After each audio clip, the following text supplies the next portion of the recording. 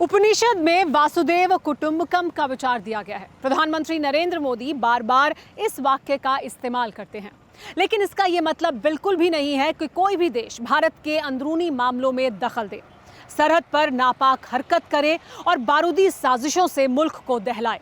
ऐसे मुल्कों को लेकर प्रधानमंत्री नरेंद्र मोदी की पॉलिसी बिल्कुल क्लियर है, सख्त है और धारदार है। प्रधानमंत्री नरेंद्र मोदी आतंकवाद के मुद्दे पर नो टॉलरेंस की नीति पर अमल करते हैं। राष्ट्र रक्षा की एक ऐसी नीति है जिसका असर पहली बार देश और दुनिया में साफ तौर पर महसूस किया जा रहा है।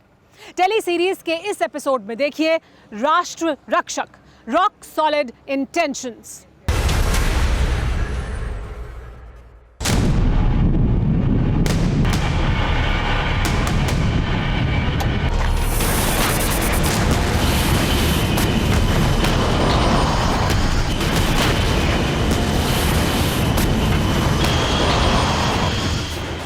एक मार्च 2019 रात 9:25 अटारी बॉर्डर, पंजाब। हिंदुस्तान के साथ दुनिया की नजर इस लौह दरवाजे पर थी। ये पंजाब का अटारी बॉर्डर था। रात के 9:25 हो रहे थे और उत्सुकता बढ़ रही थी। ये 60 घंटों से पाकिस्तान के कब्जे के बाद भारतीय वायुसेना के पायलट अभिनंदन वर्तमान के वतन वापसी का लम्हा था। अभिनंदन वतन वापस लौटे तो यकीन करना मुश्किल था कि आखिर भारतीय वायुसेना के एक पायलट को पाकिस्तान ने अपने कब्जे से कैसे रिहा कर दिया।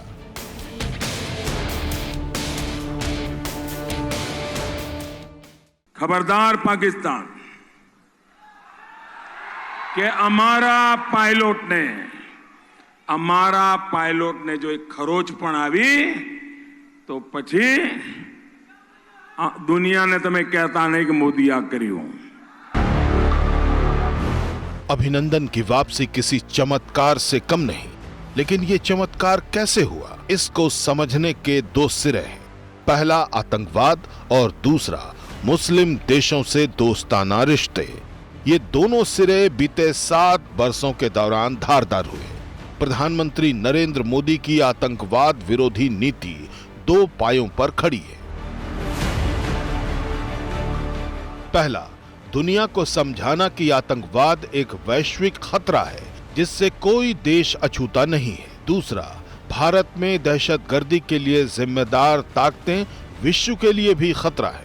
आतंकवाद को लेकर इस नीति को प्रधानमंत्री नरेंद्र मोदी ने हर अंतर्राष्ट्रीय मंच पर उठाया।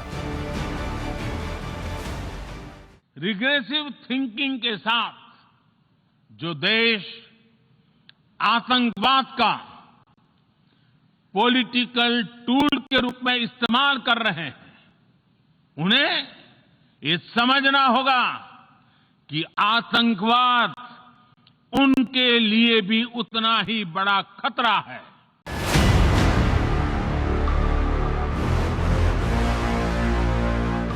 आतंकवाद के खिलाफ प्रधानमंत्री की इस आवाज का दुनिया में आहिस्ता आहिस्ता असर होने लगा। धीरे धीरे पाकिस्तान आतंकवाद पर बेनकाब होता गया।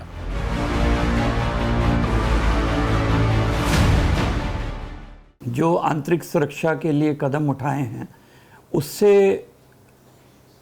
कश्मीर में तो काफ़ी मिलिटेंट एक्टिविटी कंट्रोल हुई है। वहाँ पर मिलिटेंसी रिलेटेड घटनाएं भी कम हो गई हैं, वहाँ पर किलिंग्स भी कम हुई हैं। अब जो इम्प्रूवमेंट्स हुई है, काफ़ी इम्प्रूवमेंट्स हुई है, और जैसे रफेल एयरक्राफ्ट्स आ गए हैं, K9 Vajra RT guns induct हो गई हैं, और टेक्नोलॉजी से संबंधित भी काफ़ी ड्रोन्स को लेके, यूएवीज को लेके काफ़ी इम्प्रूवमेंट है। और मुझे लग रहा है कि yes, we are on the right path as far as national security का जहाँ तक संबंध है।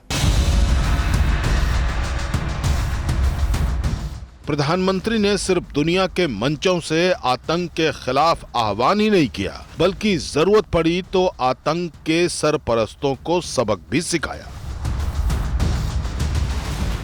पाकिस्तान में घुसकर सर्जिकल और बालाकोट एयर स्ट्राइक इसकी मिसाल है। इन दोनों ने ये साबित कर दिया कि नरेंद्र मोदी का हिंदुस्तान दहशतगर्दी के खिलाफ नो टॉलरेंस की नीति पर चलेगा। जहाँ तक मोदी सरकार की नीति के बारे में कहना है, अब ये नीति ऐसी हो गई है कि ये अब हम अपने आप को डिक्लेयर करके करते हैं। जैसे पुलवामा के बाद बालाकोट किया, उड़ी के बाद सर्जिकल स्ट्राइक्स किए, तो अब हमें इसमें कोई झिझक नहीं है कि जो हम कार्रवाई कर रहे हैं हम उसको खुलेआम बता रहे हैं। अच्छी बात है कि पूरा देश टेररिज्म को लेके सही बात समझता है। We have to have zero tolerance. Overall मैं तो कहूंगा कि ये काफी सालों से हमारी पॉलिसी टेररिज्म को लेके काफी कंसिस्टेंट रही।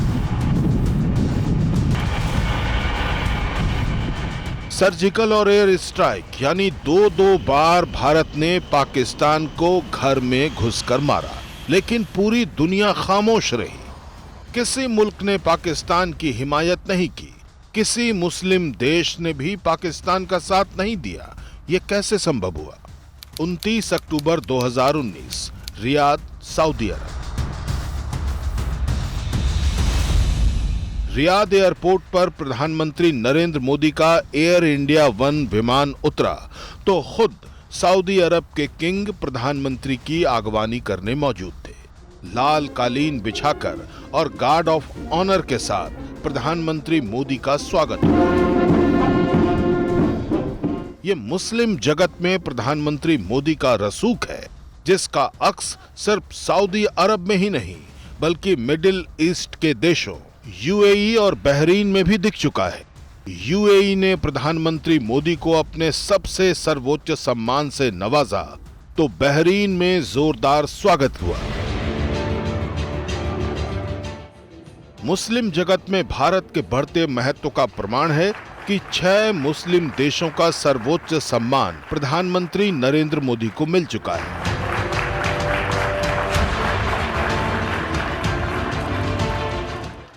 जिसमें बहरीन का the King Hamad Order of the Renaissance, UAE का ऑर्डर ऑफ जायद, फिलिस्तीन का Grand Collar of the State of फिलिस्तीन, अफगानिस्तान का आमिर अमानुल्लाह खान पुरस्कार, सऊदी अरब का किंग अब्दुल अजीज शाह पुरस्कार और मालदीव का रूल ऑफ निशान इजाजुद्दीन शामिल है।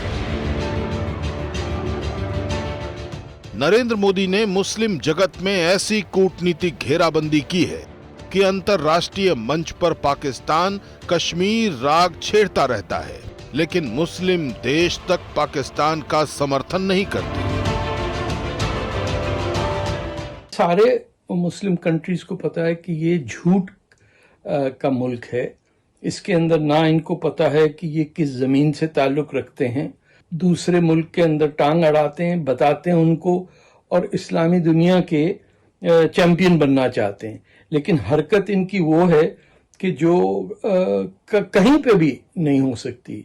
तो जब एक मुल्क का मकसद ही दुनिया भर में कत्लेआम कराना है, टेररिज्म फैलाना है, दुनिया पलटनी है, उसके साथ किसका भरोसा होगा? आज अधिकतर देश, जिसमें मुस्लिम देश भी शामिल हैं, कश्मीर को भारत का अंदरूनी मसला बताते हैं। ये भारतीय कूटनीति के लिए ऐतिहासिक मोड़ है, जो नरेंद्र मोदी की नीतियों का कमाल है।